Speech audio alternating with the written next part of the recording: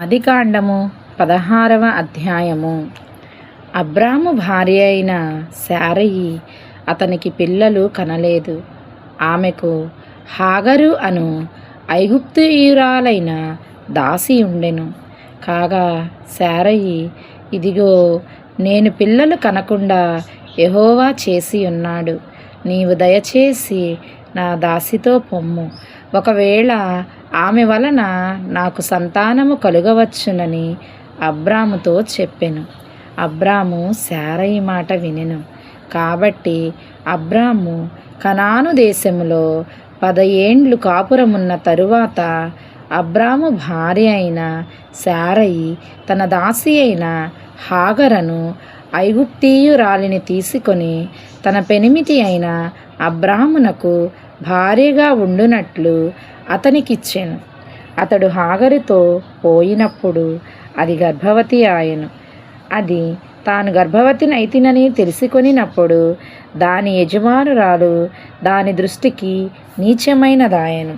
అప్పుడు శారయి, నా ఉసురు నీకు తగులును, నేనే నా దాసిని నీ కౌగిటికిచ్చిన తరువాత తాను గర్భవతినైతినని తెలుసుకొనినప్పుడు నేను దాని దృష్టికి నీచమైన దాననైతిని. నాకును నీకును యెహోవా న్యాయము తీర్చునుగాక అని అబ్రాముతో అనెను. అందుకు అబ్రాము, ఇదిగో, నీ దాసి నీ చేతిలో ఉన్నది, నీ మనస్సు వచ్చినట్లు దాని చేయుమని శారయితో చెప్పెను.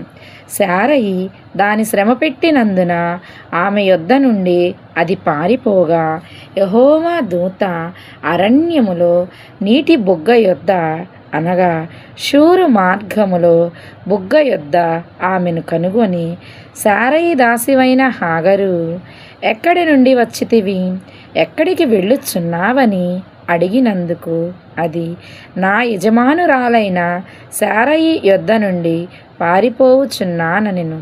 అప్పుడు యెహోవా దూత, నీ యజమానురాలి యొద్దకు తిరిగి వెళ్ళి ఆమె చేతి క్రింద అణిగియుండుమని దానితో చెప్పెను. మరియు యెహోవా దూత, నీ సంతానమును నిశ్చయముగా విస్తరింపజేసెదను, అది లెక్కింప వీలు నేనంతగా విస్తారమౌనని దానితో చెప్పెను. మరియు యెహోవా దూత, ఇదిగో, యెహోవా నీ మొరను వినెను, నీవు గర్భవతి అయి ఉన్నావు. నీవు కుమారుని కని అతనికి ఇష్మాయేలు అను పేరు పెట్టుదువు. అతడు అడవి గాడిద వంటి మనుష్యుడు. అతని చెయ్యి అందరికిని, అందరి చేతులు అతనికిని విరోధముగా ఉండును. అతడు తన సహోదరులందరి ఎదుట నివసించునని దానితో చెప్పగా అది, చూచుచున్న దేవుడవు నీవే అను పేరు తనతో మాటలాడిన యెహోవాకు పెట్టెను. ఏలయనగా, నన్ను చూచిన వాని నేనిక్కడ చూచితిని గదా అని అనుకొనెను.